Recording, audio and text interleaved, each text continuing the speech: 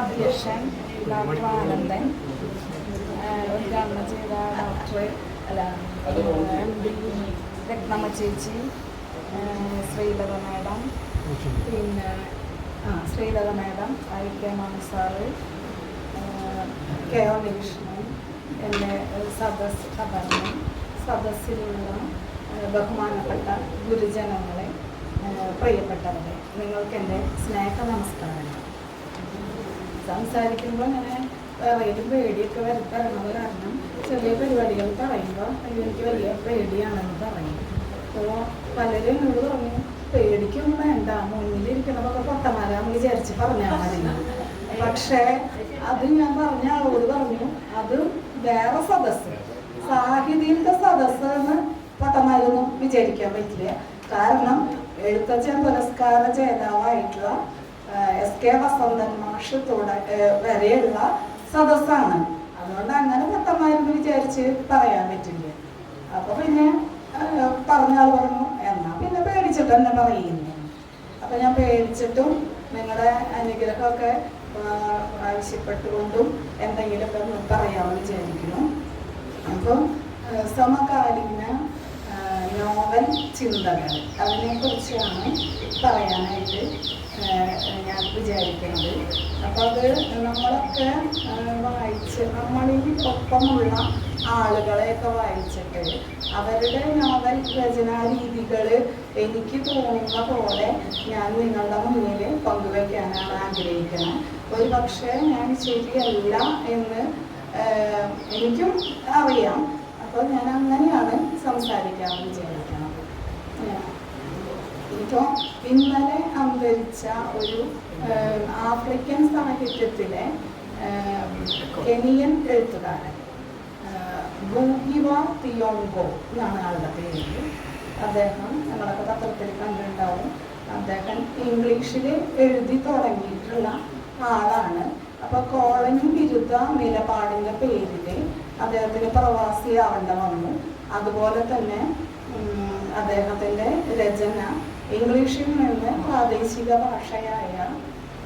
ഭാഷയുടെ പേര് KQU അതിലേക്കൊക്കെ മാറ്റേണ്ട വന്നെന്ന് ഞാൻ പത്രത്തിൽ വായിച്ചു. അപ്പം അതുപോലെ തന്നെയാണ് ഓരോ ഭാഷയിൽ അതുപോലെയുള്ള എഴുത്തുകാരുടെ പ്രതിസന്ധി ലോകത്തെ എല്ലായിടത്തും ഉണ്ട്, പിന്നെ ഇന്ത്യയിലും ഉണ്ട്. അപ്പോൾ ഓരോ ഭാഷയിലും അതാത് കാലത്തെ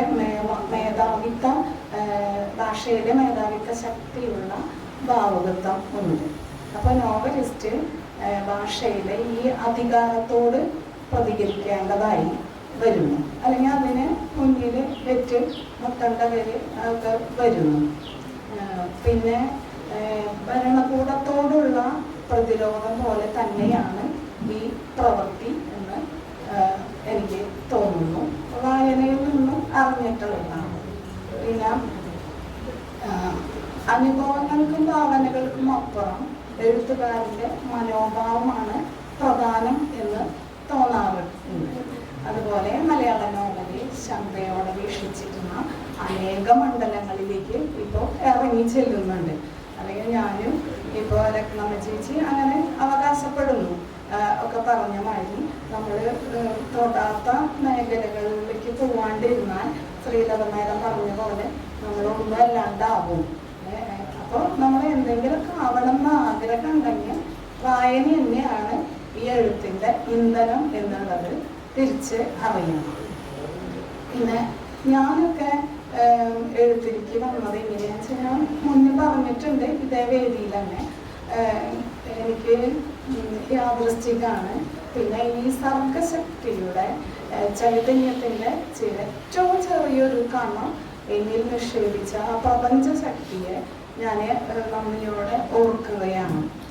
എനിക്ക് ഒരു സർഗാത്മക പൈതൃകമോ അല്ലെങ്കിൽ ഒരു അക്കാഡമിക് ബാക്ക്ഗ്രൗണ്ടോ ഒന്നുമില്ല. പ്രീ ഡിഗ്രി കഷ്ടി മാർക്കോട് കൂടി ജയിച്ചിട്ടുള്ള ഒരാളാണ് ഞാൻ. എന്നിട്ടും നോവലിസ്റ്റായി, ചെറുകഥാകൃത്തായി, നാടക രചയിതാവായി. ഇതൊക്കെ എങ്ങനെയാണ് എനിക്ക് തന്നെ ഒരു അനുഭവം കിട്ടുന്നത്. പക്ഷെ ഒരു കാര്യം ഞാൻ ഉറപ്പിച്ച് പറയാം, ഭാഷയുടെ ഗ്രാമറും ശൈലിയും ബിരുദം ഒന്നുമില്ലാതെ തന്നെ എന്തെങ്കിലും എനിക്ക് ചെയ്യാൻ പറ്റിയിട്ടുണ്ടെങ്കിൽ എൻ്റെ ഗുരു ഇപ്പം എൻ്റെ വേദിയിൽ തന്നെ ഇവിടെ ഉണ്ട്. രത്നമ്മ ടീച്ചറാണ്. ടീച്ചറെ ഞാൻ കണ്ടത് സാഹിതിയിൽ വെച്ച് തന്നെയാണ്.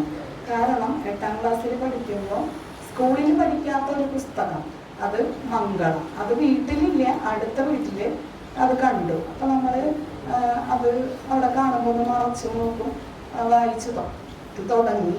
അപ്പോൾ ആ വീട്ടിലത്തെ ചേച്ചി പറഞ്ഞു, നീ കഴി ഓടിപ്പോവാൻ അങ്ങനെ വല്ല ഉദ്ദേശം ഉണ്ടോ? കാരണം അതിലെ കഥകളൊക്കെ വായിച്ചോര് കാരണം കല്യാണം അല്ല ഓടിപ്പോവും. അപ്പോൾ നീ ചീത്താവാനാണോ ഇങ്ങോട്ട് വരുന്നത് എന്നൊക്കെ എന്നോട് ചോദിക്കും. എന്നാലും ഞാൻ ചിരിക്കും. ആ ചേച്ചി ശ്രദ്ധിക്കാത്തപ്പോൾ ഞാൻ വീണ്ടും വായിക്കും. പക്ഷെ അന്നൊക്കെയെന്ന് വെച്ചാൽ അടുത്ത വീടുകളിൽ ഒക്കെ നമ്മൾ അങ്ങോട്ട് കുട്ടികളൊക്കെ പോവും. എല്ലാ കുട്ടികളെയും സ്വന്തം കുട്ടികളെ പോലെ നോക്കും ഒരുവിധം ആളുകളൊക്കെ. അപ്പം എൻ്റെ അനുഭവത്തിൽ അങ്ങനെ ചീത്ത ആൾക്കാരെയൊന്നും കണ്ടുമുട്ടിയിട്ടില്ല. അപ്പം എൻ്റെ ആദ്യത്തെ നോവല് സാഹിതിയുടെ ഉദ്ഘാടനം കഴിഞ്ഞ പിന്നത്തെ ആഴ്ച ഇവിടെ ചർച്ചയ്ക്ക് വന്നപ്പോൾ രഘുനാഥൻ സാറാണ് പരിപാടി ഉദ്ഘാടനം ചെയ്തത്. അപ്പോൾ അങ്ങനെ വന്ന സമയത്ത് അദ്ദേഹത്തിൻ്റെ ഒരു അഭിപ്രായം പ്രേംനസീറിൻ്റെയൊക്കെ പോലത്തെ നായകനാണ് എൻ്റെ നോവലിൽ നിന്ന്. കാരണം ഒരു കുറ്റവും ഇല്ലാത്തൊരു നായകൻ, സകല എന്താ പറയുക, എല്ലാ നന്മകളുടെയും ഉറവിടം. അപ്പം എന്താണെന്ന് വെച്ചാൽ സാറ് തന്നെ പറഞ്ഞു, ഈ സാധാരണ ആളുകളെ കണ്ടിട്ടുണ്ടാവില്ല, അതുകൊണ്ടാവും അവർ അതുപോലെയുള്ള ആളുകളെ ഫേസ് ചെയ്തിട്ടുണ്ടാവില്ല.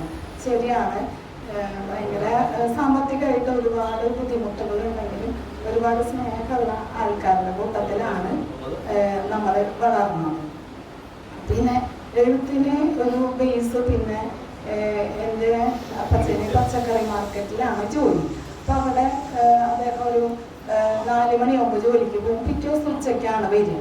അപ്പോൾ അപ്പച്ചൻ്റെ അമ്മ എൻ്റെ അമ്മായിയും മരുമകളാണ്, നല്ല അങ്ങോട്ടും ഇങ്ങോട്ടും വഴക്ക് കൂടുന്നത് കാണാം. അത് കഴിഞ്ഞ് 2 ദിവസം ഉണ്ടാണ്ടിരിക്കും. അവിടെ അടുത്ത് തിയേറ്ററിൽ സിനിമ വരുമ്പോൾ അമ്മയാണ് ആദ്യം അമ്മയുടെ അടുത്ത് വരുന്നത് ഞാൻ കണ്ടേക്കണേ. അമ്മയുടെ പേര് റോസിന്നാണ്. റോസി നമുക്ക് സിനിമയ്ക്ക് പോകാമെന്ന് പറയും. അപ്പോൾ അവർ മിണ്ടും. അപ്പോൾ എൻ്റെ കാശൊന്നുമില്ല, ഒരുമിച്ചാണ് താമസിക്കണേ, എൻ്റെ കാശൊന്നുമില്ല എന്ന് പറയും ഞാനെടുക്കാം കാശ്, നീ പാടിക്കുന്നത്. അങ്ങനെ അമ്മാമ്മയും അമ്മയും അപ്പച്ചൻ്റെ ഒരു അനിയനും ഒരു പെങ്ങളും കൂട്ടത്തിൽ എന്നെയും കൊണ്ടുപോകും. അപ്പം അങ്ങനെ കുറച്ച് സിനിമകൾ, അധികമൊന്നുമില്ല, ആ സിനിമകളും ചേച്ചിയുടെ മംഗളത്തിൽ വന്നിട്ടുള്ള നോവല്, ആ സമയത്ത് മംഗളത്തിൽ എഴുതിയിരുന്ന മറ്റ് ആളുകളും പേരൊന്നും ഓർക്കുന്നില്ല. അതൊക്കെയാണ് എൻ്റെ എഴുത്തിൻ്റെ തുടക്കം എന്ന് പറയാനുള്ളത്. പിന്നെ മികച്ച ഒരു കൃതി ഏതെങ്കിലും ഒരു സിദ്ധാന്തത്തിന് പൂർണ്ണമായി വഴങ്ങുന്ന ഒന്നല്ല എന്ന് തോന്നുന്നു. ചരിത്രത്തിന് ആഴത്തിൽ പേരൂന്നിക്കൊണ്ടാണ് ഒരു കൃതി അതിൻ്റെ മൗലികത ആർജിക്കുന്നത് എന്ന് ഓരോ എഴുത്തുകാരനും ഇന്ന് തിരിച്ചറിയാം. അതുപോലെ തന്നെ വരും കാലങ്ങളിൽ നമുക്കായി കരുതിയിരിക്കുന്ന ഇരുട്ട് കൊണ്ടുവരുന്ന ആധുനികതയെ തിരിച്ചറിയാൻ കഴിവുള്ള ഒരുപാട് എഴുത്തുകാർ നമുക്കുണ്ട് എന്നുള്ളത് ഏറെ ആശ്വാസവും പ്രശംസനീയവുമാണ്.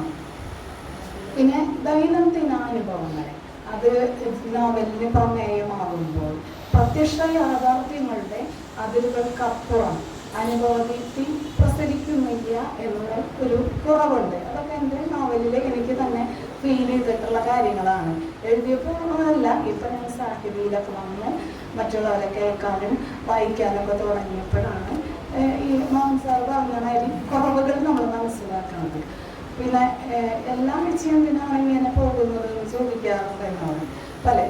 ഇപ്പം ഞാൻ പറയും, ഞാൻ ലിറ്റററി ഫോറത്തിൻ്റെ കീഴിലെ സാഹിതിയിൽ മലയാളം തെറ്റുകൂടാതെ എഴുതാനും വായിക്കാനും ശ്രമിക്കുന്ന ഒരു നോവലിസ്റ്റും ചെറുകഥാകൃത്തും ഒക്കെയാണ്. അപ്പോൾ എനിക്ക് എല്ലാ ആഴ്ചയും പോയേ പറ്റുള്ളൂ അങ്ങനെ പറയും. അപ്പോൾ അങ്ങനെയാണ് ഞാൻ പഠിക്കാനും പുതിയ കാര്യങ്ങൾ ഒക്കെ അറിയാനും വേണ്ടിയിട്ടാണ് ഇവിടെ വരുന്നത്.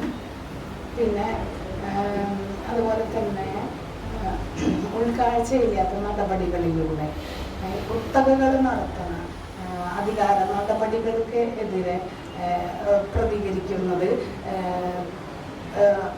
ടി.ഡി. രാമകൃഷ്ണൻ്റെ മാമ ആഫ്രിക്ക എന്ന നോവലിൽ വായിച്ചപ്പോൾ എനിക്ക് അങ്ങനെ ഫീൽ ചെയ്തു. തീരദേശ ജനതയുടെ അതുവരെ അടയാളപ്പെടുത്താത്ത കാര്യങ്ങൾ, മനോലോകങ്ങൾ ആവിഷ്കരിച്ചുകൊണ്ട് ഫ്രാൻസിസ് നൊറോണയെ ഞാൻ വായിച്ചപ്പോൾ എനിക്ക് തോന്നി. അതുപോലെ തന്നെ നന്ദനാരി, കോവിലൻ, പാറപ്പുറം, ഏകലവ്യൻ്റെ ഫ്രഞ്ചൊക്കെ ഇന്നും ഒരു സിനിമ പോലെ ഞാൻ വെറുതെ ഇരുന്ന എനിക്ക് വീണ്ടും വീണ്ടും കാണാൻ പറ്റുന്ന ഒരു രചനാ രീതിയാണ്. അപ്പോൾ ആ ഡയറക്റ്റ് ലിറ്ററേച്ചർ അവരുടെ പിന്തുടർച്ചയായിട്ട് ഞാനിപ്പോൾ അടുത്ത് മിലിറ്ററി ഡോക്ടറായിട്ടുള്ളൊരു ഡോക്ടർ സ്തോന ചെറിയാൻ്റെ ഒരു കൃതി കണ്ടു. പേര് ഞാൻ ഓർക്കുന്നില്ല. പിന്നെ നമ്മളുടെ മോഹൻ സാറ് പോണപ്പോൾ സാറിൻ്റെ കാര്യം ആദ്യം പറയാം. മോഹൻ സാറിൻ്റെ എൻ്റെ കണ്ണിൻ്റെ നേരെ എന്ന കൃതി, അതിൽ ഗ്രാമീണ ശീലുകൾ, ഗോത്ര സംസ്കൃതി, അതുപോലെ പൈതൃകത്തിൻ്റെ കാതലി, അതുപോലെ പാരിസ്ഥിതിക വിപത്തുകൾക്ക് മുമ്പിൽ പിന്നെ പ്രകൃതിയുടെ തിരോധാനത്തിന് മുന്നിലൊക്കെ നിഷ്ക്രിയരായി നിൽക്കുന്ന സമകാലീന ജനതയെ വിചാരണ ചെയ്തുകൊണ്ടുള്ള ഒരു രചനാരീതിയായിട്ടാണ് എനിക്ക് തോന്നിയിട്ടുള്ളത്. കുറേ മുമ്പാണ് ഞാൻ അദ്ദേഹത്തിൻ്റെ നോവൽ വായിച്ചിട്ടുള്ളത്. വായിക്കുന്ന സമയത്ത് ഞാൻ ഇദ്ദേഹത്തെ പരിചയപ്പെട്ടിട്ടില്ല. ഇവിടെ വന്നതിൻ്റെ തൊട്ട് മുമ്പാണ് ഞങ്ങൾ തമ്മിൽ കാണുന്നത്. പിന്നെ ശ്രീലതമേടെ പോയി അവരുടെ മണൽമൊഴി ഞാൻ വായിച്ചിട്ടുണ്ട്. അത് പബ്ലിക് ലൈബ്രറിയിലാണ് അതിൻ്റെ പ്രകാശനം നടന്നത്. ആ നോവല് നാട്ടിലെ മണപ്പുറത്തിൻ്റെ പറഞ്ഞ മാതിരി എല്ലാവരും വായിച്ചിട്ടുണ്ടാവും. നാട്ടിലെ മണപ്പുറത്തിൻ്റെ ദേശചരിത്രം മുത്തുകളൊക്കെ ഉള്ള ചേർന്ന ഒരു നോവലാണ്.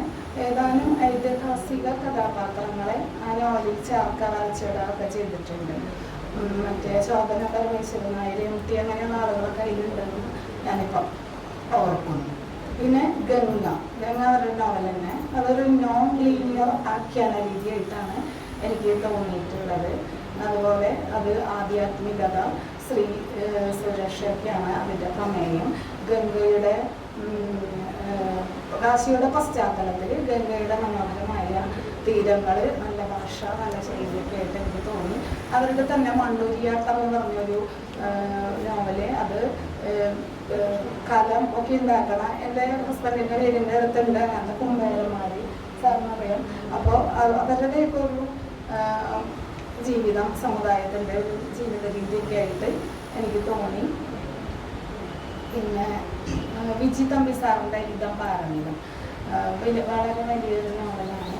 അത് ചരിത്രം, അതുപോലെ ഫാൻറ്റസി, പിന്നെ ലോകചരിത്രമാണ്, നമ്മുടെ ഇന്ത്യയുടെ മാത്രമല്ല, അങ്ങനെ ഒരുപാട് കാര്യങ്ങൾ ചേർന്നിട്ടുള്ളൊരു നോവല്. എനിക്ക് വായിച്ചപ്പോൾ അങ്ങനെ ബുദ്ധിമുട്ടൊക്കെ തോന്നി മനസ്സിലാക്കാൻ. വായിച്ച് അവസാനിപ്പിച്ചു എന്ന് വെച്ചാൽ അത്രയും ആ ലെവലിൽ നമ്മുടെ പുതിയതായിട്ടില്ല ഇതിലാണ് ഞാൻ കാണുന്നത്. പിന്നെ അതിനൊപ്പം തന്നെ ശ്രീപ്രതാപ് സാറിൻ്റെ സ്കന്ദനാഥത്തിൻ്റെ വിഷപ്പല്ലി എന്ന് പറഞ്ഞ ഒരു നോവല്, അതിൽ ഒരു കുടക്കീഴിൽ ലോകചരിത്രം അണിനിരത്തിയ പോലെ തോന്നി. വിശ്വവിഖ്യാത കുറ്റാന്വേഷകൻ ഷെർലക് ഹോംസ്, അദ്ദേഹം ഇന്ത്യൻ ചരിത്രത്തിലൂടെ നടത്തിയൊരു സഞ്ചാരം പോലെയാണ് ആ നോവലിൻ്റെ രചനാരീതി എനിക്ക് അനുഭവപ്പെട്ടത്. പിന്നെ ഉണ്ണികൃഷ്ണൻ സാറിനെ വായിച്ചപ്പോൾ, സാറിൻ്റെ എല്ലാ പുസ്തകങ്ങളും ഞാൻ വായിച്ചിട്ടില്ല, വായിച്ചപ്പോൾ ഏതൊരു ചർച്ചാ വിഷയത്തിൻ്റെയും നർമ്മം കൊണ്ട് തൊട്ട് കാണിക്കാൻ പറ്റിയ ഒരു കൂർമ്മ കുശലത, അതുപോലെ അതിനോടൊപ്പം തന്നെ അടച്ചിട്ട വിചാര ലോകത്തെ തുറന്നു കാണിക്കാനുള്ളൊരു ശ്രമം ഒക്കെ എനിക്ക് ഫീൽ ചെയ്തു. അതുപോലെ നമ്മൾ പലതും പഠിച്ചിട്ടുണ്ടെങ്കിലും പതുക്കെ നടക്കാനും കൂടി പഠിക്കേണ്ടിയിരിക്കുന്നു എന്നുള്ള ഓർമ്മപ്പെടുത്തൽ കണ്ടു.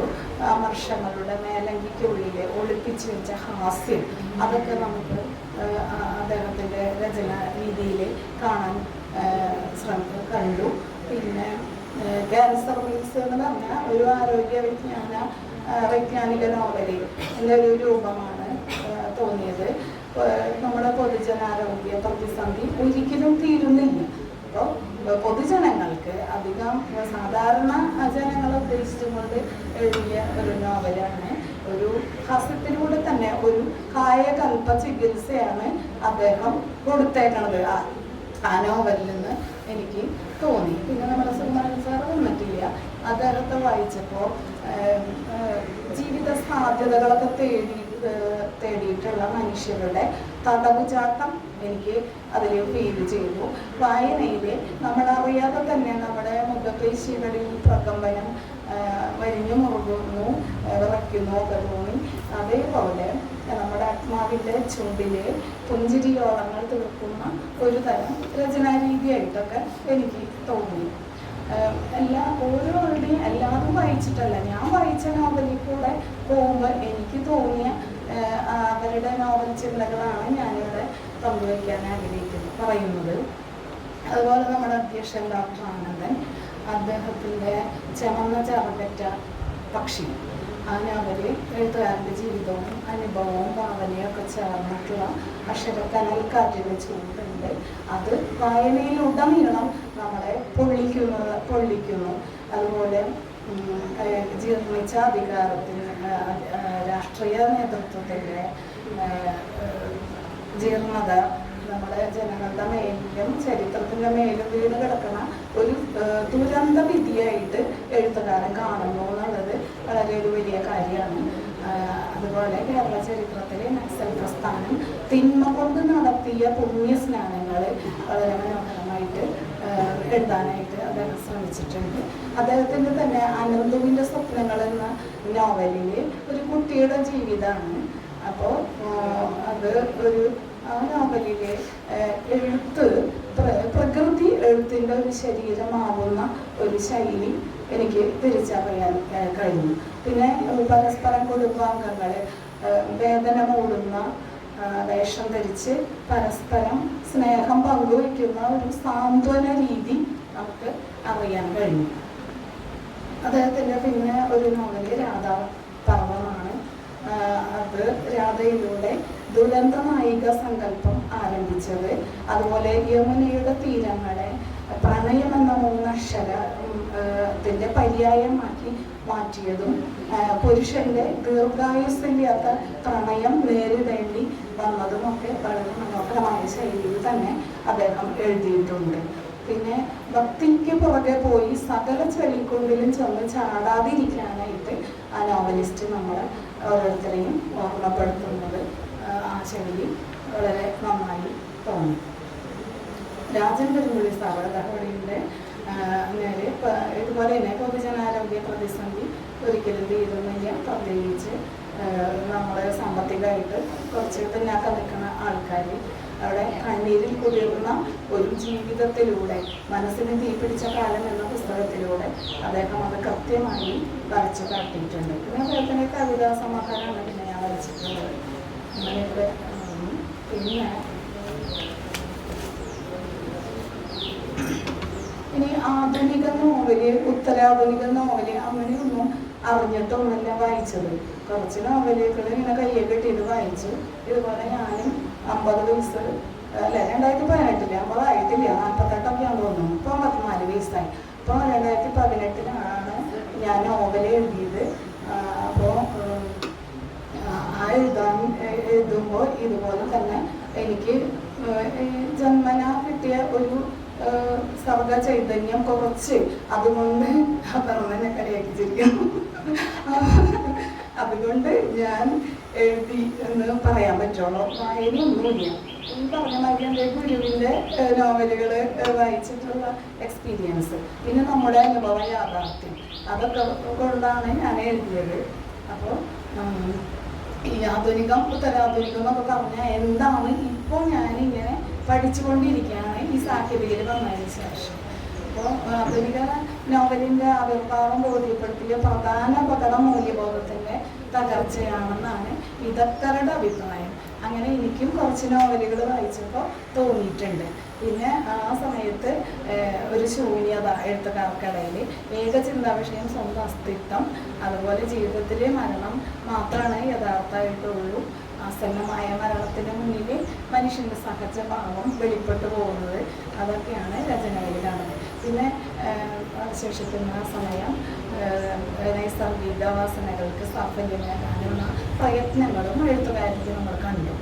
സ്വന്തം കഥാപാത്രങ്ങൾ എങ്ങനെയാവണം, എങ്ങനെ പെരുമാറണം ഒന്നും നിർണ്ണയിക്കാൻ പറ്റാത്ത ഒരു പ്രതിസന്ധി എഴുത്തിൽ നേരിട്ടു എന്ന് തോന്നുന്നു. മനഃശാസ്ത്ര വിധികളുടെയോ അല്ലെങ്കിൽ റിയലിസത്തിൻ്റെ തന്നെയോ സഹായം കൂടാതെ കഥാപാത്രങ്ങളെ സൃഷ്ടിക്കുക. ആ കഥാപാത്രങ്ങളിൽ ആ കാലഘട്ടത്തിൻ്റെ ഉദ്ദേശരാഹിത്യത്തിൻ്റെയൊക്കെ ആശയക്കുഴപ്പത്തിൻ്റെയൊക്കെ കഥകൾ തന്നെയാണ് കുറേയൊക്കെ പറഞ്ഞിട്ടുണ്ടാവാമെന്ന് എനിക്ക് തോന്നുന്നു. പിന്നെ മലയാള നോവലിൽ ആദ്യമായിട്ട് ആധുനികതയുടെ കലാപം കൊണ്ടുവന്നത് കാക്കനാടനാണ്. സാക്ഷി, ഒറോദ, വസൂജി, ഏഴാമുദ്ര ഇതൊക്കെ അദ്ദേഹത്തിൻ്റെ നോവലുകളാണ്. സമൂഹത്തിൻ്റെ സാമാന്യ രീതിയുമായി പൊരുത്തപ്പെടാനാവാതെ സ്വയം അന്യനായി മാറുന്ന മനുഷ്യൻ്റെ മുഖമാണ് കാക്കനാടൻ അവതരിപ്പിച്ചത്. പിന്നെ ഡൽഹി ആവിലായിലെ സൂര്യോദയം, മയ്യഴിപ്പുഴയുടെ തീരങ്ങളിലെ ദൈവത്തിൻ്റെ വികൃതികൾ, കേശവൻ്റെ വിലാപങ്ങൾ ഇതൊക്കെ ഞാൻ വായിച്ചിട്ടുള്ള നോവലുകളാണ്. ഇപ്പോൾ എന്താണ് പെട്ടെന്ന് ചോദിക്കുമ്പോൾ എല്ലാവരും പറയാൻ വേണ്ടി വായിച്ചിട്ടുണ്ട്.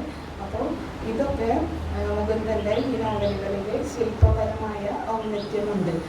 ഭൗതികവും ദാർശനികവുമായ ജീവിതത്തിൻ്റെ നിരന്തരതയൊക്കെ അതിനൊക്കെ അക്ഷര സാക്ഷി നൽകുന്നതായിട്ട് തോന്നിയിട്ടുണ്ട്. പക്ഷേ ഡൽഹിയിലെ അരവിന്ദനോ അല്ലെങ്കിൽ മയ്യഴിയിലെ ദാസനോ ജീവിതത്തിന് ഒരു ഉദ്ദേശവും അർത്ഥവും ഒന്നും കാണുന്നില്ല എന്ന് മനസ്സിലായിട്ടുണ്ട്. പിന്നെ അതേസമയം 1960കളിലൊക്കെയുള്ള നോവലിൽ എല്ലാതുമല്ല, കുറച്ച് ജീവിതത്തിൻ്റെ അർത്ഥരാഹിത്യത്തിന് ശബ്ദബിംബങ്ങൾ പറയുന്ന അനേക നോവലിസ്റ്റുകളെ കണ്ടെത്തിയിട്ടുണ്ട്. പിന്നെ നമ്മുടെ അംഗമായിട്ടുള്ള മുഖവില ആവശ്യമില്ലാത്ത എഴുത്തുകാരൻ സി രാധാകൃഷ്ണൻ, അദ്ദേഹത്തിൻ്റെ എല്ലാം മായ്ക്കുന്ന കടൽ, അതുപോലെ പുഴ മുതൽ പുഴ വരെ മുൻപേ പറക്കുന്ന പക്ഷികൾ. പിന്നെ അവസാനം വായിച്ചത് തീക്കടൽ കടന്ന് തിരുമകരം. അപ്പോൾ ആദ്യത്തെ 3 നോവലിനെ പറ്റി പറയുകയാണെങ്കിൽ നൂതന ഭാവങ്ങളെ പ്രകടമാക്കുന്നു. തീക്കടൽ കടഞ്ഞെന്ന് പറഞ്ഞ നോവലിൽ ഭാഷാപിതാവിനെ കുറിച്ച് ഭാഷയ്ക്ക് മലയാളിക്കും ഏകദേശ രൂപം നൽകുന്നു. വഴിപഴിച്ച ഐതിഹ്യങ്ങളൊക്കെ തിരുത്തി കുറിക്കാനായിട്ട് അദ്ദേഹം ശ്രമിച്ചിട്ടുണ്ട്. പിന്നെ സംസ്കൃതത്തിൽ വേദവ്യാസനുള്ള സ്ഥാനം മലയാളത്തിലെ ഭാഷാപിതാവിന് ഉണ്ട് എന്ന് KP നാരായണ പിഷാരടിയുടെ അഭിപ്രായത്തെ പിന്തുണയ്ക്കും വിധമാണ് ഇദ്ദേഹം എഴുതിയിരിക്കുന്നത് എന്ന് ഞാനിങ്ങനെ വായിച്ചിട്ടുണ്ട്. നാരായണ പിഷാരടി ആരാണ്, എന്താണ് എഴുതി അങ്ങനൊന്നും പറയാൻ എനിക്കറിയില്ല, അങ്ങനെ ഞാൻ വായിച്ചു. പിന്നെ മാടമ്പ് കുഞ്ഞുകുട്ടൻ, അശ്വത്ഥാമാവിൽ മാടമ്പ് കുഞ്ഞുകുട്ടൻ നിർദ്ദേശിക്കുന്നത് ആധുനിക സംവേദനത്തിൻ്റെ പ്രധാന വക്താവ് അശ്വത്ഥാമാവാണെന്നാണ്. കൃഷ്ണനോ അല്ലെങ്കിൽ അർജുനനോ അല്ല. മനസ്സ് നിറയെ വിദ്വേഷവും അതുപോലെ തന്നെ അദ്ദേഹം നിറയെ പുണ്യമായി അലയുന്ന ഏകാന്ത പതികനാണ് അദ്ദേഹം. അശ്വത്ഥാമാവിലെ നായകൻ ജീവിതത്തിലൊന്നും നേടുന്നില്ല. പിന്നെ അദ്ദേഹത്തിൻ്റെ ദൃഷ്ടവും നിഷാദവും ഒക്കെ പുതിയ ബോധത്തിൻ്റെ ദർപ്പണങ്ങൾ തന്നെ ആണ്. പിന്നെ അദ്ദേഹത്തിൻ്റെ രചനയിൽ നമ്മൾ നോക്കുകയാണെങ്കിൽ പ്രസിദ്ധമായ കഥാസരിത് സാഗരത്തിലെ വിദ്യാസാഗര ചരിത്രം ചട്ടക്കൂടാക്കിയിട്ട് സ്ഥൂല രൂപത്തിലും അതുപോലെ ശ്രീശങ്കര ഭഗവത്പാദരുടെ സൗന്ദര്യലഹരി സൂക്ഷ്മ രൂപത്തിലും സ്വീകരിച്ചിട്ട് കൗളമാർഗം പഠിച്ചിട്ട് സാധനലഹരി എന്ന് പറഞ്ഞ നോവൽ അദ്ദേഹം തൻ്റേതായ ശൈലിയിൽ പറഞ്ഞിട്ടുണ്ട്. പിന്നെ അദ്ദേഹത്തിൻ്റെ നോവല് നമ്മളിവിടെ സാഹിതിയിൽ ഒരു ശനിയാഴ്ച പ്രോഗ്രാമായിരുന്നു അദ്ദേഹത്തിൻ്റെ ഓർമ്മ അമൃതസ്യ പുത്ര. അത് ശ്രീരാമകൃഷ്ണ പരമഹംസരുടെ ജനനം മുതലുള്ള കാര്യങ്ങളാണ് അതിൽ ആ നോവലിൽ കൊടുത്തേക്കുന്നത്. നമുക്ക് ആ പുസ്തകം മടക്കി വയ്ക്കാൻ തോന്നാത്ത പോലത്തെ രചനയാണ്. ആ സമയത്തെ ജീവിതങ്ങൾ, പ്രകൃതി, ദിനചര്യകൾ ഒക്കെ ഒരു കവിത പോലെ വായിക്കാൻ പറ്റിയ രീതിയിലാണ് അദ്ദേഹം എഴുതിയേക്കുന്നത്. പിന്നെ അദ്ദേഹത്തിൻ്റെ തന്നെ മഹാപ്രസ്ഥാനം, സിദ്ധാർത്ഥനിൽ നിന്ന് ശ്രീബുദ്ധനിലേക്കുള്ള വളർച്ചയുടെ കഥ പറയുന്ന മഹാപ്രസ്ഥാനം. അതൊക്കെ ശൈലി ഒരു പ്രത്യേക ശൈലിയാണ് അദ്ദേഹത്തിൻ്റെ. പിന്നെ നമ്മളുടെ പത്മരാജൻ പത്മരാജൻ്റെ വീക്ഷണത്തിൽ, സംവിധായകനായ പത്മരാജൻ്റെ വീക്ഷണത്തിൽ മനുഷ്യൻ്റെ മൗലിക വികാരം കാമവും ക്രോധവും എന്നാണ് അദ്ദേഹം വിലയിരുത്തുന്നത്. പിന്നെ പലരും അഭിപ്രായം പറഞ്ഞത് മാറ്റും അപ്പോൾ വാക്കിന് വരികയാന്ന് പറയാന്ന് ഒരു കൂട്ടര് പറയും. പക്ഷെ എൻ്റെ അഭിപ്രായത്തിൽ പറഞ്ഞത് നിരസിക്കുകയോ നിഷേധിക്കുകയോ ചെയ്യുന്നുണ്ടാകാം.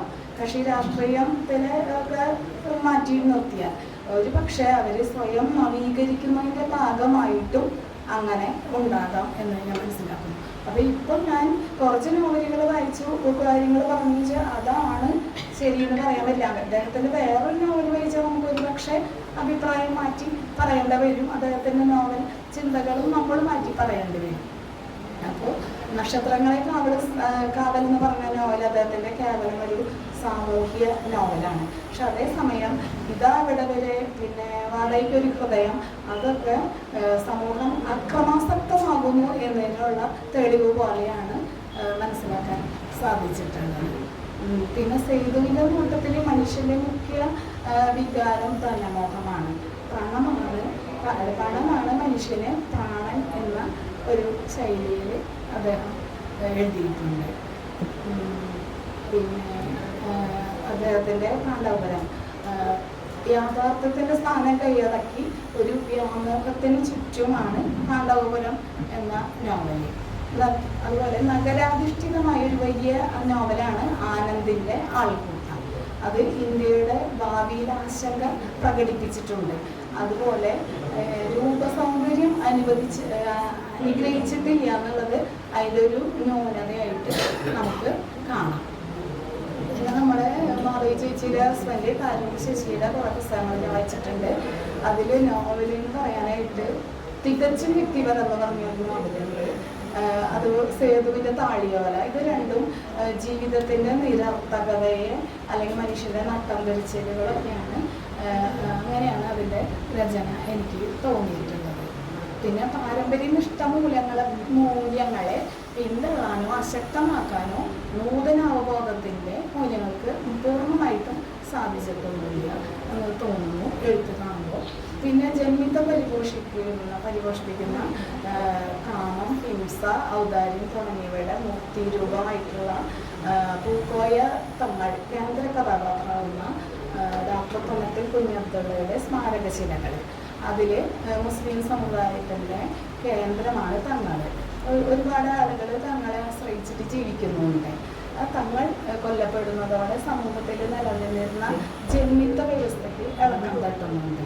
അപ്പോൾ പാരമ്പര്യ നോവൽ സങ്കല്പത്തിന് തികച്ചും അനുരോധമാണ് ഈ തങ്ങളുടെ ജീവിത ചിത്രീകരണം. പക്ഷെ അതേസമയം ആ സെമിത്തേരിയുടെ മൗനവും ഭീകരതയും കുഞ്ഞാലിയുടെ സംത്രാസവുമെല്ലാം നൂതന ഭാവങ്ങളെ ഉണർത്തുന്നതായിട്ടുള്ള രചനാ ശൈലിയായിട്ട് അല്ലെങ്കിൽ നോവൽ ചിന്തകളായിട്ട് എനിക്ക് തോന്നിയിട്ടുണ്ട്. പിന്നെ മലയാള നോവൽ ചൈത്രയാത്ര തുടർന്നുകൊണ്ടിരിക്കുകയാണ്. പുതിയ വിഷയങ്ങളും നൂതന രചനാ സങ്കേതങ്ങളും എന്നതിന് നമുക്ക് ഓരോരുത്തർക്കും ഉണ്ട്. ആധുനിക ചക്രവാളം, പുതിയ കാര്യങ്ങളൊക്കെ പറഞ്ഞ് ആധുനിക മനഃശാസ്ത്രം പുതിയ ചക്രവാളങ്ങൾ തുറന്നു കൊടുക്കുന്നുണ്ട്. പിന്നെ നഗരവൽക്കരണം, വ്യവസായവൽക്കരണമൊക്കെ നോവലിസ്റ്റിൻ്റെ ഭാവനയുടെ മേൽ വലിയ സ്വാധീനം ചെലുത്തിക്കൊണ്ടിരിക്കുന്നൊരു കാലം ആണ്. ഒരു സാഹിത്യ രൂപത്തിനും പ്രത്യേകിച്ച് നോവലിനും വിശേഷിച്ച് മനുഷ്യനെ ഒഴിച്ചു നിർത്താൻ പറ്റുന്നു. ഭൂതവർത്തമാന കാലങ്ങളിലെ സകലത്തായ സർവ്വതും സാംശീകരിച്ചുകൊണ്ട് നോവല് ദീപ്ത മേഖലകളിലേക്ക് തീർത്ഥാടകനെ പോലെ സഞ്ചരിച്ചു കൊണ്ടിരിക്കുകയാണ്. പിന്നെ ആധുനികാന്തര കാലഘട്ടത്തിൻ്റെ ആശയാന്തരീക്ഷം നോവലിലെ സൂക്ഷ്മ രാഷ്ട്രീയത പറയാറുണ്ട്. 90കളോടെ മലയാള നോവലിലെ ഭാവന പരിവർത്തനത്തിൻ്റെ സ്വഭാവം പൂർണ്ണമായി. ആധുനികതയുടെ എഴുത്ത് രീതിയിലും ലോകവീക്ഷണ മാതൃകയിലും കർത്തൃത്വ സങ്കല്പനത്തിൽ നിന്നും വേറിട്ട് അവയെ പൊളിച്ചെഴുതുന്ന നോവലുകൾ ഉത്തരാധുനിക പൗരത്വം പ്രഖ്യാപിക്കുകയുണ്ടായി. KJBയുടെ മാവേലി മന്ത്രം, CV ബാലകൃഷ്ണൻ്റെ ആത്മാവിന് ശരിയെന്ന് തോന്നുന്നത്. പിന്നെ നമ്മുടെ രഘുനാഥൻ സാറിൻ്റെ ശബ്ദായ മൗനം, ഭൂമിയുടെ പൊക്കൾ, സമാധാനത്തിന് വേണ്ടിയുള്ള യുദ്ധങ്ങൾ, KP രാമനുണ്ണിയുടെ സോഫി പറഞ്ഞ കഥ, കൊച്ചുബാവയുടെ വൃദ്ധസദനം, അങ്ങനെ കുറച്ച് നോവലുകൾ, പ്രഭാകരൻ്റെ ബഹുവചനം, തിയോരേഖകൾ, സാറ ജോസഫിൻ്റെ അലഹയുടെ പെൺമക്കൾ തുടങ്ങിയ നിരവധി കൃതികൾ മലയാള നോവലിൻ്റെ മാറിയ മുഖം വെളിപ്പെടുത്തി നൽകുന്നു. മലയാള നോവലിൻ്റെ പ്രയാണം ഈ ഈ രചനകളിൽ നമുക്ക് കണ്ടുകിട്ടാനായിട്ട് കഴിയും എന്നാണ് തോന്നിയിട്ടുള്ളത്.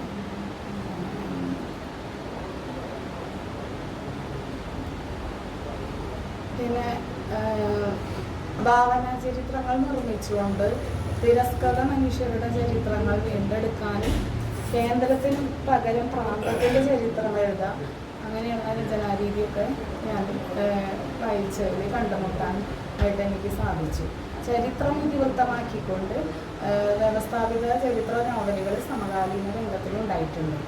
NS മാധവൻ്റെ ലണ്ടൻ ബത്തേരിയിലെ ലുത്തനിയകൾ, അതുപോലെ തന്നെ ആനന്ദിൻ്റെ പരിണാമത്തിൻ്റെ ഭൂതങ്ങൾ, ഫ്രാൻസിസ് എട്ടിക്കോര, DD രാമകൃഷ്ണൻ്റെ സുഭാഷ് ചന്ദ്രൻ്റെ മനുഷ്യൻ്റെ ആമുഖം, ഈ സന്തോഷ് കുമാറിൻ്റെ പാലേരി മാണിക്യം, അന്ധകാരനഴി, TP രാജീവിൻ്റെ പാലേരി മാണിക്യം, KTN കോട്ടൂർ ജീവിതവും എഴുത്തും, ഇതെല്ലാം ചരിത്രത്തിനെ അഭിസംബോധന ചെയ്യാനാണ് ശ്രമിച്ചിട്ടുള്ളത്.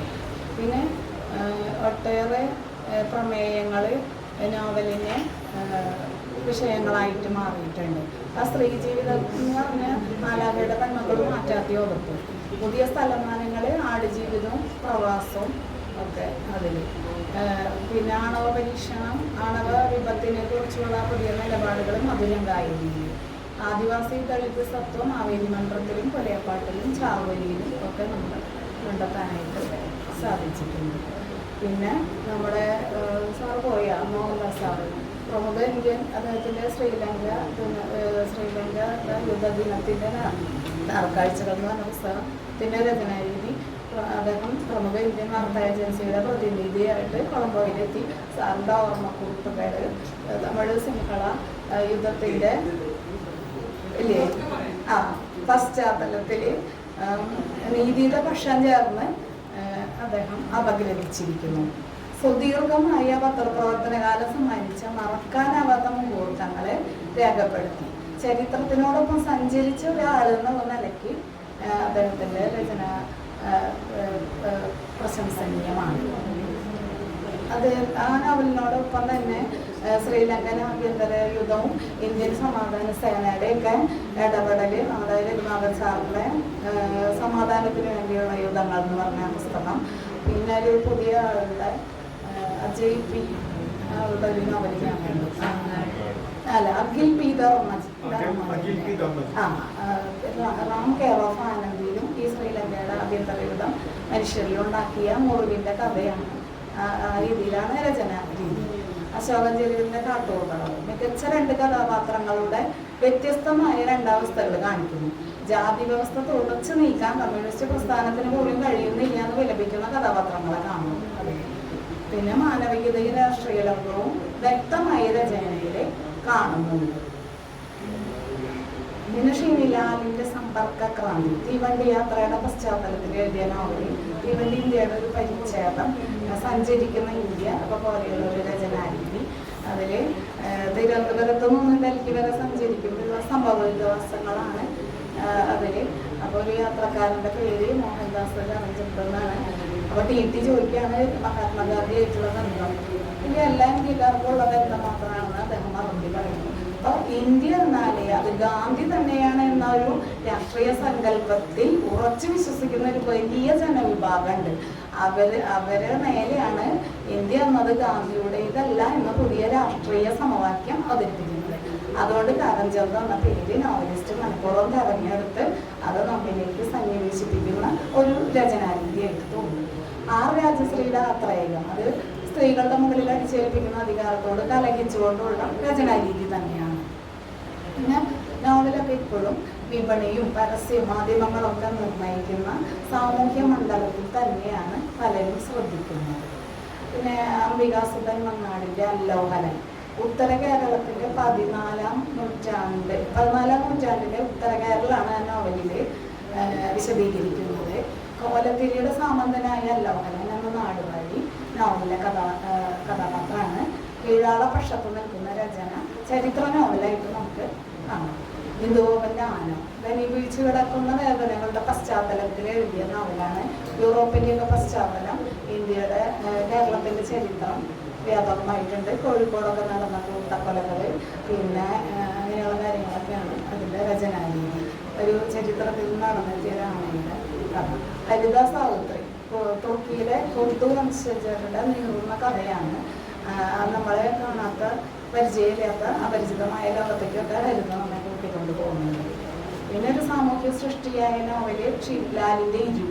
അത് സംഖ്യമനുഷ്യരുടെ ഓർമ്മകളെ ക്രോഡീകരിച്ച് ആ ഓർമ്മകൾ നഷ്ടപ്പെട്ടു പോയ ഭാഷയുടെ വാക്കുകളുടെ സത്വം വീണ്ടെടുക്കുന്നതാണ്.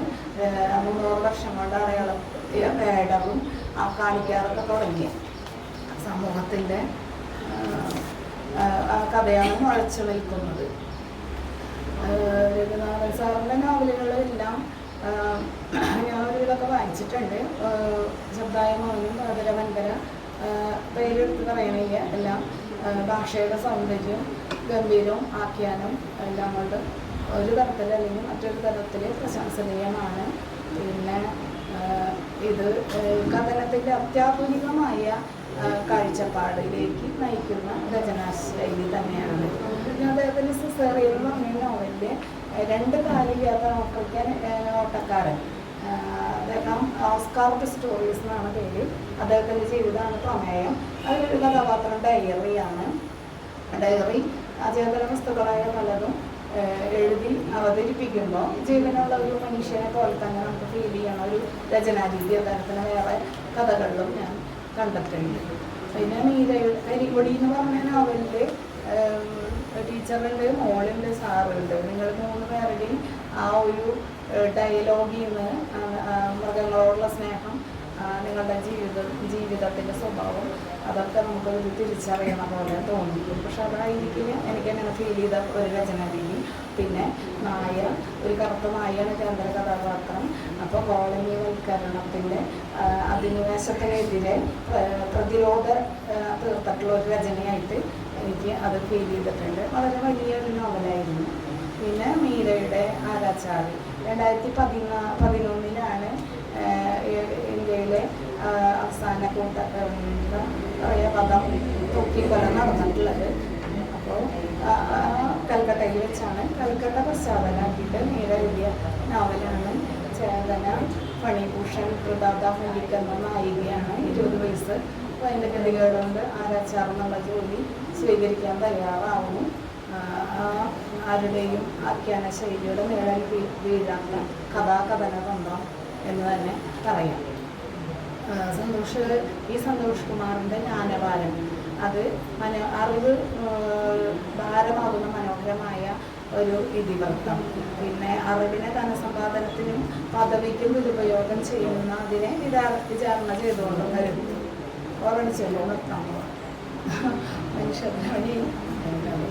പിന്നെ ടി.ഡി. രാമകൃഷ്ണൻ ഒരു നോവല് മഞ്ഞ പച്ച ചുവപ്പ്, അത് ഇന്ത്യൻ റെയിൽവേയുടെ അകമേ പായുന്ന സൂക്ഷ്മ പാഠങ്ങളിലൂടെ ടി.ഡി. രാമകൃഷ്ണൻ പച്ച മഞ്ഞ ചുവപ്പ് എന്ന നോവല് സഞ്ചരിക്കുന്നു. ട്രെയിൻ അപകടങ്ങളുടെ പിന്നാമ്പുറ കഥകളിൽ ആഗോള വ്യവസായ ഭീമന്മാരുടെ കറുത്ത കൈകൾ ഉണ്ടാകാം എന്ന മുന്നറിയിപ്പ് ആ കൃതി പങ്കുവയ്ക്കുന്നതായിട്ട് നമുക്ക് തോന്നും.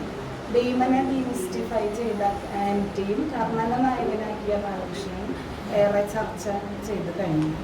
മീരയുടെ ഗദർ നമ്മുടെ രാജ്യത്ത് ഇന്നത്തെ അവസ്ഥ അന്യോപദേശ രൂപത്തിൽ രചിച്ചിട്ടുള്ളൊരു രചനാശൈലിയായിട്ട് നമുക്ക് തോന്നുന്നു. ലിസിയുടെ അർത്ഥകാമ, ബാങ്കിൽ ജീവനക്കാരിയായിരുന്നു. ബാങ്കിൻ്റെ ഉള്ളിൽ ഇരുട്ട് വീണ ലോകമുണ്ട്. ഉപഭോക്താവിനെ ചിരിച്ച് സ്വീകരിച്ച് എന്താ പറയുക ആദരിക്കുന്ന ഒരു ജീവനക്കാരിയും ഇതിനെ അധോലോകം എന്ന് വിളിക്കുന്നതിൽ അത് കുറഞ്ഞു പോവില്ല എന്നുള്ള ഒരു സൂചനയൊക്കെ നോവലിൽ കണ്ടു. പിന്നെ നമ്മുടെ ലളിതാംബിക ദർശനത്തിൻ്റെ ഞാൻ കാലത്തിനനുസരിച്ചല്ല, ഞാൻ വായിച്ചതനുസരിച്ച് ശൈലി ചിന്തകൾ ഇങ്ങനെ കൊണ്ടുവയ്ക്കുന്നതാണ്. അപ്പോൾ അതൊന്നും പറയേണ്ട ആവശ്യമില്ല. എല്ലാവരും ഈ അഗ്നിസാക്ഷി ഒക്കെ വായിച്ചിട്ടുണ്ടാവും. അതുകൊണ്ട് ഞാൻ അതിലേക്ക് കടക്കുന്നില്ല. പിന്നെ 21ാം നൂറ്റാണ്ടിലെ പ്രധാനപ്പെട്ട നിർമ്മിതിയായ ദാമോദർവാരി അണക്കെട്ട് അത് ഉദ്ഘാടനം ചെയ്യാമെന്ന നെഹ്റുവിനെ ദളിത് പെൺകുട്ടി സ്വീകരിക്കുന്നു. അപ്പോൾ അതിനുശേഷം സംഭവങ്ങളൊക്കെ മറിയുന്നു. പെൺകുട്ടിയുടെ ജീവിതം ഇന്ത്യയിലെ ഗ്രാമങ്ങൾ ഇല്ലാതാവുന്നത്, ഒരു വലിയ ജനക്കൂട്ടം അഭയാർത്ഥികളാവുന്നത്, അങ്ങനെ അതിൻ്റെ രചനാശൈലി ബുദ്ധി സാറ ജോസഫിൻ്റെ അങ്ങനെയാണ്. പിന്നെ മീരയുടെ ഘാതകം വായിച്ചു. അപ്പോൾ ഞാൻ എന്താണ് മീരയിൽ നിന്ന് വായിക്കാൻ ഉള്ളത് അത് കിട്ടാത്ത പോലെ എനിക്ക് തോന്നി. ആ നോവലിൻ്റെ വലിപ്പമായിരിക്കാം അങ്ങനെ എന്ന് തോന്നുന്നു. 750 പേജ് അങ്ങോട്ടുണ്ട് തോന്നുന്നു. അപ്പോൾ അതിൽ ആത്മകഥ, കുറ്റാന്വേഷണ കഥ അങ്ങനെയൊക്കെ ആയിട്ട് നമുക്ക് തോന്നും. പക്ഷേ ഇതിങ്ങനെ ഒരുപാട് ശാഖകളായി പിരിഞ്ഞ് നമ്മുടെ സീരിയൽ നീണ്ട് ഇങ്ങനെ പോണ പോലെ എനിക്ക് ഫീൽ ചെയ്തു. അത് അടച്ചാക്ഷേപിക്കല്ല, അങ്ങനെ ഒരു തോന്നലുണ്ടായി. അവരിൽ നിന്നും പ്രതീക്ഷിച്ചത് ഉണ്ടാവും ആ നോവലില്. പക്ഷെ നമുക്കത് എടുക്കാനായിട്ട് പറ്റാത്ത പോലെ അത്രയും രചന നീണ്ടു പോകണമെന്നൊക്കെ എനിക്ക് തോന്നുന്നു. അപ്പോൾ അങ്ങനെയൊക്കെയാണ് അതിൻ്റെ കാര്യങ്ങൾ. പിന്നെ നമ്മുടെ OV വിജയൻ്റെ ധർമ്മ പുരാണം, അത് ഭരണകൂടത്തിനും രാഷ്ട്രീയ നേതൃത്വത്തിനും സംഭവിച്ച അപചയത്തെ തുറന്നു കാട്ടാണ്. അതിൽ തീർച്ചയായും സദാചാര ലംഘനമുണ്ട്. കുട്ടികളിൽ നിന്ന് നമ്മളൊക്കെ അത് മറച്ച് പിടിക്കുമ്പോഴും വൈകാരികമായി നമ്മെ വേട്ടയാടുന്ന ഒരു രചനാശൈലി തന്നെയാണ്. പിന്നെ കോവിലൻ്റെ തട്ടകം ഐതിഹാസികമാവുന്നത് വ്യക്തികഥകളെ ഗോത്രകഥാകഥനത്തിൻ്റെ ഒരു ശൈലിയിലെ അധ്യായങ്ങളാക്കിക്കൊണ്ട് ആണ് എന്നാണ് എനിക്ക് പറയാനുള്ളത്. ഇപ്പോൾ ഞാൻ നോവലിലേക്ക് വന്ന കാര്യം പറഞ്ഞിട്ടില്ല അല്ലേ? ഞാൻ നോവലിലേക്ക് വന്നത് ഒരു ആദ്യത്തെ നോവല് എഴുതാൻ കാരണം എൻ്റെ മോൾക്ക് 6 മാസമുള്ളപ്പോൾ കൊച്ചിനെ കരണ്ടൊന്നുമില്ല. അപ്പോൾ കൊച്ചിനെ തോളത്തിട്ടിട്ട് ഉറങ്ങണില്ല, അത് ചൂടുണ്ടാവും. 12 മണി കഴിഞ്ഞിട്ടുണ്ട്. അപ്പം ഞാൻ അങ്ങനെ മുറ്റത്ത് നടക്കുമ്പോൾ ഹസ്ബൻഡ് അവിടെ വീടിൻ്റെ കട്ടിലേന്ന് തലയണ വെച്ച് കിടക്കുന്നുണ്ട് എനിക്ക് കൂട്ടിന്. ഒന്നും ഞാൻ എടുത്താൽ മാത്രമേ സമ്മതിക്കുള്ളൂ. അപ്പം അങ്ങനെ ഇരിക്കുമ്പോൾ ഒരു ബഹളം കേൾക്കണം. അപ്പോൾ 2 ഭാഗം വയലറ്റ് കനകാമ്പരം നീരോലിച്ചെടി കമ്മ്യൂണിസ്റ്റ് പച്ചക്കുള്ള വീതിയാണ്. അത് 2 പേർക്ക് നടക്കാവുന്ന വീതിയുള്ളൂ. അതിലൂടെ ഒരു കൂട്ടം ആളുകൾ വിളക്കൊക്കെ മണ്ണെണ്ണ വിളക്കായിട്ട് വരുന്നു. അപ്പോൾ എൻ്റെ പണിക്ക് എത്തിയപ്പോൾ അവർ ചോദിച്ചു ഉറങ്ങണില്ലേ ചോദിച്ചു. കുറച്ച് ഉറങ്ങണില്ലാന്ന്. അപ്പോൾ ഞാൻ നിങ്ങളൊക്കെ എങ്ങനെ ഇപ്പോൾ പോയി, ഞങ്ങൾ താമസിക്കാൻ വന്നിട്ട് കുറച്ച് നാളെ അവിടെ ആയിട്ടുള്ളൂ. അതെനിക്ക് എല്ലാവരെയും അറിയില്ല. ഞങ്ങൾ കല്യാണത്തിന് പോയതാണ്. ഞാൻ ചോദിച്ചു നമ്മളൊക്കെ ആദ്യമൊക്കെ കല്യാണം തലേ ദിവസം സഹായിക്കാൻ പോകും, നാളികേരം ചിലക കഷ്ണം കൊടുക്കുക, കുറേ പണികളൊക്കെ ഞാനും ചെയ്തിട്ടുണ്ട്. അപ്പം അങ്ങനെ ആവുമെന്ന് വിചാരിച്ചു. അപ്പോൾ ഞാൻ നോക്കുമ്പോൾ അങ്ങനെ പോയാലും നമ്മൾ ഒരു നല്ല വേഷം ഏതെങ്കിലും ധരിച്ചിട്ടായിരിക്കും ഉള്ളതിൽ നല്ലത് ഇട്ടിട്ടാവും പോവുക. പക്ഷെ ഇവര് കുട്ടികള് എല്ലാ 6 പഠിക്കുന്ന പെൺകുട്ടികൾ പെറ്റിക്കോട്ട്, ആൺകുട്ടികൾ ഷർട്ട് ഇട്ടിട്ടില്ല. അപ്പോൾ ഇങ്ങനെയാണ് ഇവർ പോയേക്കാം. അപ്പോൾ സംസാരിക്കാൻ നേരില്ല, അങ്ങനെ അവർ പോയി. പിറ്റേ ദിവസം അതിൽ ഈ വിളക്കം കൊണ്ട് നടന്നതിൽ ഒരു വിളക്ക് എന്തിയാ വനിത നമ്മുടെ വീടിൻ്റെ വേലി ചാടി അങ്ങനെ പോവും, ഒരു ജോലിക്ക് പോകാറുണ്ട്. അങ്ങനെ പോകുമ്പോൾ ആ ചേച്ചി ഞാൻ ചോദിക്കാതെ തന്നെ എന്നോട് പറഞ്ഞു, അത് ഈ കല്യാണം എന്ന് പറഞ്ഞാൽ ഇവിടെ അടുത്തേ ഒരു ദുബായിക്കാരുണ്ട്, 2 കുട്ടികളും ഭാര്യയും. കുറച്ച് നാളായി ഒരു തവണ ചുറ്റുപാട് തുടങ്ങി. അപ്പോൾ കൈയോടെ പിടിക്കണമെന്ന് വിചാരിച്ചിട്ടുണ്ട്. അവിടെ അടുത്തുള്ളവർ പറഞ്ഞു. അപ്പോൾ അവർ പറഞ്ഞു അങ്ങനെ പിടിക്കുമ്പോൾ നിങ്ങൾ കൂടി വരണമെന്ന് അറിയിക്കാമെന്ന്. ഞങ്ങളൊക്കെ ഓക്കെയാന്ന് പറഞ്ഞു. അങ്ങനെ അവർ അറിയിച്ചു. ഇതിനകത്ത് കടന്നപ്പോൾ ആള് വന്നു. ഞങ്ങളെല്ലാവരും കൂടി പോയി കൈയോടെ പിടിച്ചപ്പോൾ എന്നോട് ജാതി കടുക്കത്തി അവൾ പറയുന്നു അവളായിട്ട് ബന്ധമില്ല, അവളുടെ കുട്ടിയെ മോളായിട്ട് അവൾ അടുപ്പം ഞാൻ അറിഞ്ഞിട്ടില്ലേ അകത്ത് വന്നതെന്നാണ് പറയണം. അപ്പോൾ 8ൽ പഠിക്കണ പെൺകുട്ടിയാണ്. അപ്പോൾ അതുകൊണ്ട് എന്നിട്ട് എന്താണ്ടായി എന്ന് ചോദിച്ചു. അപ്പോൾ പറഞ്ഞു കാരണം കുട്ടി എന്ന് പറഞ്ഞപ്പോൾ എനിക്ക് അത് ഫീൽ ചെയ്തു. നമ്മൾ എന്താ നീതിയോ ക്രമത്തിനെയൊക്കെ കാണുമ്പോൾ നമ്മളിലുണ്ടാവുന്ന ഒരു നീതിബോധം, വേദന, നമ്മുടെ ആരും അല്ലെങ്കിൽ തന്നെ നിത്യസാധാരണകളിലാർന്ന് പോകുന്ന സാധാരണ മനുഷ്യരെ കുറിച്ച് നമ്മൾ വെറുതെ വ്യസനം വ്യാപനമൊക്കെ ഉണ്ടാവാറുണ്ടല്ലോ. അതുപോലെ എന്നിട്ട് എന്താ ഉണ്ടായി ചോദിക്കുമ്പോൾ പറഞ്ഞത് ഞങ്ങൾ മാല ഇടിപ്പിച്ചു. അവിടെ വേലിയും വന്ന് ചെടിയും ഇലയും പൂവൊക്കെ എടുത്ത് മാല ഉണ്ടാക്കിയിട്ട് ഞങ്ങൾ കല്യാണം കഴിച്ച് ചക്കൻ്റെ വീട്ടിലേക്ക് പെൺകുട്ടീനെ കൊണ്ടുവന്നു. വലിയൊരു കാര്യം പറയണ കാര്യമാണ് ആ സ്ത്രീ എന്ന് പറഞ്ഞത്. അപ്പോൾ സ്ത്രീകൾ തന്നെ സ്ത്രീകളുടെ ശത്രുക്കളായി മാറുന്ന ആ ഒരു പ്രവണത, അപ്പോൾ അത് എനിക്ക് കേട്ടപ്പോൾ ഒരു ഭയങ്കര ഫീൽ ചെയ്തു. ഒരു ഭയങ്കര വ്യസനം, ഒരു അപകടം വരുന്നു എന്ന് എനിക്ക് എപ്പോഴും തോന്നുന്നു. അങ്ങനെ ആണ് ഞാൻ ആ നോവല് എഴുതാനുണ്ടായ സാഹചര്യം. 10 ദിവസം കൊണ്ട് 2 അധ്യായം എഴുതി, 20 അധ്യായം നോവലാക്കി അങ്ങനെ വെച്ചു. അമ്മ സാക്ഷരത ക്ലാസ്സിൽ പോയിട്ട് എഴുതാനും വായിക്കാനും പഠിച്ചതുകൊണ്ട് അമ്മ വായിച്ചു. ഹസ്ബൻഡിനെ എഴുതുമ്പോൾ അന്നാണ് വായിച്ച് കേൾപ്പിക്കും. പിന്നെ അമ്മ അപ്പച്ചനെ വായിച്ച് കേൾപ്പിച്ചു. അപ്പച്ചൻ പറഞ്ഞു പെണ്ണിനെ ഇങ്ങനെ ഇതൊക്കെ എഴുതാൻ പറ്റണമെന്ന് പറഞ്ഞു. അതൊക്കെ എൻ്റെ ജീവിതത്തിൽ ഒരിക്കലും മറക്കാൻ പറ്റാത്ത ഒരു പ്രോത്സാഹനമായിരുന്നു. അങ്ങനെ ഉണ്ട്. പിന്നെ ഇത് ഞാനൊരു റബ്ബർ ബാൻഡൊന്നും ഇല്ല. അപ്പോൾ ഒരു പഴയ തുണിയുടെ ഇങ്ങനെ ഇങ്ങനെ കീറിയിട്ട് ഈ നോവലൊക്കെ കെട്ടി എൻ്റെ അമ്മ കല്യാണത്തിന് എനിക്ക് വാങ്ങി തന്നൊരു അലമാരിയുടെ മരത്തിന് അതിന് മേലെ വെച്ചു. പിന്നെ അതവിടെ ഇരുന്നു. കാരണം നമുക്കങ്ങനെ ബന്ധങ്ങൾ ഇതുപോലെയുള്ള കാര്യങ്ങളോ ആരെയും അറിയില്ലല്ലോ. പിന്നെ ചെറിയ ജോലിക്ക് പോണതുകൊണ്ട് പിന്നെ അതങ്ങനെയായി. വായനയില്ല, എഴുത്തുമില്ല.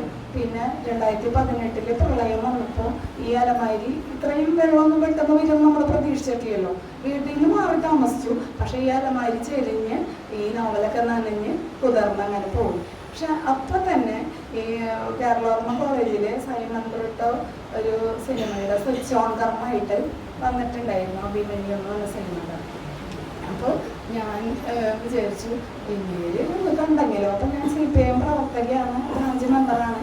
ഇപ്പം ഞാൻ എല്ലാം അവസാനിപ്പിച്ചു. വേറൊന്നല്ല, ഒരു മാസത്തിൽ 2 ദിവസമൊക്കെ കുറേ സമയം ബ്രാഞ്ച് മീറ്റിങ്ങിന് വേണ്ടിയിട്ട് നമ്മൾ പോയിരിക്കണം. ഒരു ഉപകാരമില്ല. ദശമാരി ചേർത്താത്ത ആരാ, ചേർത്തിയത് ആരാ, മെമ്പർഷിപ്പ് ആരാ പുതുക്കിയ ആരാ, ഫണ്ട് കൊടുക്കാത്ത മറ്റേത് കുറേ വർഗ ബഹുജന സംഘടനകളുടെ മെമ്പർഷിപ്പും ഫണ്ടും ഇതിങ്ങനെ പറഞ്ഞിട്ട് ഇപ്പം എന്നെ എന്തെങ്കിലും ഏൽപ്പിച്ചാൽ ഞാനത് ചെയ്തിട്ട് വേഗം കൊണ്ടുകൊടുക്കും. പക്ഷെ ചെയ്യാത്തവരുണ്ട്, പാവം ജോലിക്ക് പോണവരും ഒക്കെ ഉണ്ട്. പിന്നെ ഇതൊക്കെ കൊണ്ട് ചെയ്യുമ്പോൾ ആൾക്കാർ ചോദിക്കും നിങ്ങൾക്കൊക്കെ നല്ല തീറ്റയല്ലേ ഇതൊക്കെ എന്നൊക്കെ പറയാം. അപ്പം അതൊക്കെ എനിക്ക് കുറച്ച് നാളായി ഞാൻ അങ്ങനെയൊക്കെ മാറണം എന്ന് വിചാരിച്ചു. പിന്നെ ആഴ്ചയിൽ ഒരു ദിവസം ഇവിടെ വരിക, അതായി എൻ്റെ ശ്രദ്ധ. അങ്ങനെ എനിക്ക് വായിക്കണം പഠിക്കണം എന്നുള്ള ചിന്ത എനിക്കല്ല. അപ്പം ഞാൻ കഴിഞ്ഞ സ്ക്രൂട്ടിനിയോട് കൂടി ബ്രാഞ്ച് സെക്രട്ടറിയോട് പറഞ്ഞ് എനിക്ക് മാറി നിൽക്കണം, വന്നിരിക്കണം, സുഖമില്ല, നടുവേദനയാണ്. ഞാൻ പാർട്ടിയുടെ ഒപ്പം തന്നെയാണ്, പക്ഷെ ബ്രാഞ്ച് മെമ്പർഷിപ്പ് എനിക്ക് വേണ്ടാന്ന് പറഞ്ഞു. അപ്പോൾ 18 വയസ്സിൽ പകുതി മെമ്പർഷിപ്പ് കെട്ടിയിട്ട് പോയി. 53 വയസ്സിൽ ഞാനിപ്പോൾ അത് മാറ്റി. അപ്പോൾ അത്രയും നാളത്തെ പ്രവർത്തനം കൊണ്ട് എനിക്കോ അല്ലെങ്കിൽ ഏതെങ്കിലും ആൾക്കാർക്ക് എന്തെങ്കിലും ചെയ്യാൻ പറ്റുമോ എന്ന് ചോദിച്ചാൽ എനിക്ക് തിരിഞ്ഞു നോക്കുമ്പോൾ കർഷക തൊഴിലാളി ക്ഷേമനിധിയിൽ പോയിട്ട് കർഷക തൊഴിലാളിയായിട്ടുള്ള ആൾക്കാർക്ക് പല കാര്യങ്ങളും എഴുതി കൊടുത്ത് ശരിയാക്കി എന്നുള്ള ഒരു ഇത് മാത്രമേ എനിക്കതിൽ ഉള്ളൂ. അപ്പോൾ അങ്ങനെ ഞാനത് അവസാനിപ്പിച്ചു. പിന്നെ ഈ സൈമൺ ബ്രിട്ടോനെ ഒന്ന് കാണാനായിട്ട് എൻ്റെ ബ്രാഞ്ച് സെക്രട്ടറിയോട് ഞാൻ പറഞ്ഞു എനിക്കൊന്ന് കാണാൻ പറ്റുമോ, കാണാൻ ചെന്നാൽ ചീത്ത പറയും, എവിടെയും കാണാം എന്നൊക്കെ ചോദിച്ചു. ഇവിടെ ഉണ്ടാവുമോ എന്ന് പറഞ്ഞു. ആളെ ചികിത്സയായിട്ട് അഞ്ചേരി ആയുർദാരയിൽ 10-15 ദിവസം ഉണ്ടാവുന്നു. അപ്പോൾ ഒന്ന് കാണാൻ പറ്റുമോ, അതിനെന്താന്ന് പറഞ്ഞു. ഞാനിങ്ങനെ ആവശ്യങ്ങൾ അവരോടും പറയാറില്ല. കുറച്ച് നേരത്തെ പറഞ്ഞു കഴിഞ്ഞാൽ ആരെങ്കിലൊക്കെ ആയിട്ട് പരിചയപ്പെട്ട് ഇപ്പൊ രാവണി മാഷിനോടൊന്നും വേണ്ടിയത് ഞാൻ ഇവിടെ വന്നിട്ടാണ്. പുരോഗമന കലാസാഹിത്യ സംഘടന തൃശ്ശൂർ മേഖല കമ്മിറ്റിയിൽ ഞാൻ 3 വർഷം ഇരുന്നിട്ടുണ്ട്. പക്ഷെ മാഷ് ഇങ്ങനെ വരും, ഇവിടെ ഇരിക്കും, ഞങ്ങളവിടെ ഇരിക്കും. മാഷ് അപ്പത്തേക്ക് വേറെ പരിപാടിക്ക് പോകും. മാഷിനോടൊന്ന് മിണ്ടിയിട്ടില്ല. ഇവിടെ വന്നിട്ട് എൻ്റെ പുസ്തകം പ്രകാശനം ചെയ്തപ്പോൾ ഞാൻ ശരിക്കും അല്ലാണ്ട് അങ്ങനെ സംസാരിച്ചില്ലേ. അപ്പോൾ മാഷ് എന്നോട് എന്നായിരിക്കും എൻ്റെ പിന്നിൽ വന്നിട്ട് എനിക്കെന്താ പുസ്തകം തരാത്ത എന്ന് ചോദിച്ചു. അപ്പോൾ ഞാൻ പുസ്തകം സാധാരണ ഞാനല്ല ഇവിടെയാണ് ചെയ്തേക്കണം. അപ്പോൾ പുസ്തകം പറഞ്ഞാൽ ഞാൻ എനിക്ക് തന്നിട്ടുണ്ട് കോപ്പി, അത് കഴിഞ്ഞു. പിന്നെ എന്തെങ്കിലും ആർക്കെങ്കിലും വേണമെങ്കിൽ ഞാൻ മേടിച്ചിട്ടാണ് കൊടുക്കുക. അപ്പോൾ അത് വേറെ ആൾക്കാണ്, അവരുടെ പൈസ ഒന്നും ആ രീതിയിൽ ഞാൻ നിൽക്കും. അപ്പോൾ എനിക്കാണ് പറഞ്ഞ പൈസ വാങ്ങില്ല. പക്ഷെ ഞാൻ അങ്ങനെ മാത്രം ആരും ഇത് കൊണ്ടുകൊടുത്തിട്ട് കാര്യമൊന്നുമില്ല. അവർ വില ചോട്ടക്കൊട്ടായിട്ട് ഇടും, ആവശ്യമായിട്ട് പറഞ്ഞവർക്ക് മാത്രം. അപ്പോൾ ഇങ്ങനെ ചോദിച്ചപ്പോൾ ഞാൻ ഇങ്ങേരത് വായിക്കൊന്നുമില്ല, വെറുതെ ചോദിച്ചിട്ട് ഞാൻ വെറുതെ അവിടെ മേടിക്കണ്ടെന്ന് ഞാൻ ഉണ്ടായിരുന്നു. അപ്പോൾ PR എൻ്റെ പിന്നിലിരിക്കുന്നുണ്ടാവുന്നു. PR പോയി 2 പുസ്തകം എടുത്തോന്നു, നോവൽ കൊടുത്തു, ചെറുകഥാ സമാധാനം. അത് വന്നിട്ട് മാഷിന് കൊടുത്തോന്ന് പറഞ്ഞു. അങ്ങനെ ഞാൻ കൊടുത്തിട്ട് പിന്നെ പുറത്ത് വെച്ച് കണ്ടപ്പോൾ ഞാൻ അത് പിന്നെയും ചോദിച്ചപ്പോൾ ഞാൻ പറഞ്ഞേ അതേ പുസ്തകം തന്നു വെച്ചിട്ട് വായിക്കൊന്നും വേണ്ട, അതിനൊന്നും മെനക്കെടാന്ന് കേട്ട, കാരണം വായിക്കില്ല എന്നറിയാം. അതുകൊണ്ട് ഞാൻ ഇങ്ങനെ വെറുതെ ഒരു തമാശ പോലെ പറഞ്ഞു. പക്ഷെ ആളത് പിന്നെ പുസ്തക ചർച്ചയിലൊന്ന് ആള് വായിച്ചിരുന്നു, 2-3 കഥയൊക്കെ എടുത്ത് സംസാരിച്ചു. അങ്ങനെ പിന്നെ അപ്പോൾ നമ്മുടെ ജീവിതത്തിൽ പ്രതീക്ഷിക്കാത്ത കുറേ നല്ല കാര്യങ്ങളും ചീത്ത കാര്യങ്ങളൊക്കെ ഉണ്ടായിക്കൊണ്ടിരിക്കും എന്നൊക്കെ എൻ്റെ ജീവിതം എന്നെ പഠിപ്പിച്ചു. ഞാൻ കുട്ടിക്കലാശം നമ്മുടെ രഘുനാഥ് സാറിൻ്റെ അജ്ഞാതനാമയാണ് വിചാരിച്ചതെന്ന് പറഞ്ഞില്ലേ. ഞാൻ വളരെ ഒരു വായനാനുഭവം ഞാൻ നമ്മുടെ ഗ്രൂപ്പിൽ പങ്കുവെച്ചിട്ടുണ്ടായിരുന്നു. അപ്പോൾ അതുകൊണ്ട് ഞാനതിനിപ്പോൾ ഇവിടെ പറയണില്ല, അതൊക്കെ വായിച്ചിട്ടുണ്ടാവും വിചാരിക്കാം. എന്തായാലും ആ നോവലിലെ പ്രാചീനതയും ശാസ്ത്രവും തമ്മിൽ കണ്ടുമുട്ടുന്ന രചനാരീതി കണ്ടു. അതുപോലെ ചരിത്രത്തിൻ്റെ അടുത്തിട്ട് കാണാവുന്ന സുതാര്യതയൊക്കെ ഫീൽ ചെയ്തു. പുരാവർത്തങ്ങളുടെ പര്യാവർത്തങ്ങളും അനുഭൂതികളുടെ വായനാ പരിസരങ്ങളും ഒരു കവിത പോലെ. എന്നാൽ കവിത ഒന്നും എഴുതാൻ എനിക്കറിയില്ല, സിമ്പിളായിട്ടുള്ള കവിത വായിക്കും. പിന്നെ വസന്ത മാഷിൻ്റെയൊക്കെ പോലത്തെ ക്ലാസ്സുകളിൽ കേട്ടപ്പോഴാണ് ഞാൻ ഈ ആശാൻ അതുപോലെയുള്ള വള്ളത്തോള് അവരുടെ കവിതകളൊക്കെ ശ്രദ്ധിച്ചു തുടങ്ങിയാൽ നമ്മൾ പഠിച്ചിട്ടില്ലേ. 10ാം ക്ലാസ് വരെ പഠിച്ചാലും കവിയുടെ പേരൊന്നും അങ്ങനെ അങ്ങനെയാണ്. എന്നാലും കവിത പോലെ എന്ന് പറയാം. അങ്ങനത്തെ ഒരു രചനാരീതിയായിട്ട് എനിക്ക് അജ്ഞാതനാമ തോന്നിയിട്ടുണ്ട്. പിന്നെ ഇനി ഒരു 5-ാം പേജ് ഒരു നോവലാണ് അവസാനിപ്പിക്കാം. പ്രമേയങ്ങളുടെ സ്വീകരണത്തിലും ശൈലിയിലും നിരന്തരം പരീക്ഷണം നടത്തുന്ന നോവലിസ്റ്റുകൾ നമുക്ക് ഉണ്ട്. ജീവിതാനുഭവങ്ങളുടെ നേർചിത്രീകരണത്തിലേക്ക് വ്യാവർത്തിക്കുന്ന രചനാരീതി പറഞ്ഞു തോന്നുന്നില്ല. പിന്നെ സദാചാര മൂല്യങ്ങളെ കീഴ്മേൽ മറിച്ച മാധവിക്കുട്ടിയും സാറ ജോസഫും നോവലിൽ തീർത്ത വിപ്ലവത്തിനെ പിന്തുടരാൻ ശ്രമിക്കുന്ന രചനാരീതിയൊക്കെ കണ്ടുമുട്ടുന്നുണ്ട്. പിന്നെ അതുപോലെ സങ്കീർണമായ ആഖ്യാനത്തിൻ്റെ മുഖാവരണങ്ങളിൽപ്പെട്ട് നട്ടംതിരിയുന്നവരല്ല പ്രധാന നോവലിസ്റ്റുകളെന്ന് എനിക്ക് തോന്നിയിട്ടുണ്ട്. പിന്നെ പുതിയ കാലത്തെ മാറിയ ജീവിതവും മനുഷ്യ പരിണാമവും ഒക്കെ ആഴത്തിൽ പഠന വിഷയമാക്കിക്കൊണ്ട് തന്നെ ആളുകളെ എഴുതുന്നു എന്ന് എനിക്ക് തോന്നിയിട്ടുണ്ട്. ദശകാലാതീതമായ സ്ത്രീ അനുഭവങ്ങളുടെ വെളിച്ചം നോവലിന് ഉൾക്കാഴ്ച പകരുന്നുണ്ട്. പിന്നെ മലയാള നോവൽ സാഹിത്യശാഖ ലോകത്തിലുള്ള ഏത് ഭാഷയിലുള്ള നോവൽ ശാഖയോടും കിടപിടിക്കത്തക്ക ആധുനികവും നവീനവുമാണ്. പുതിയ കാലത്തിൻ്റെ പ്രശ്ന സങ്കീർണതകളെ ആവിഷ്കരിക്കാൻ തക്ക കരുത്തും സൗന്ദര്യവും മലയാള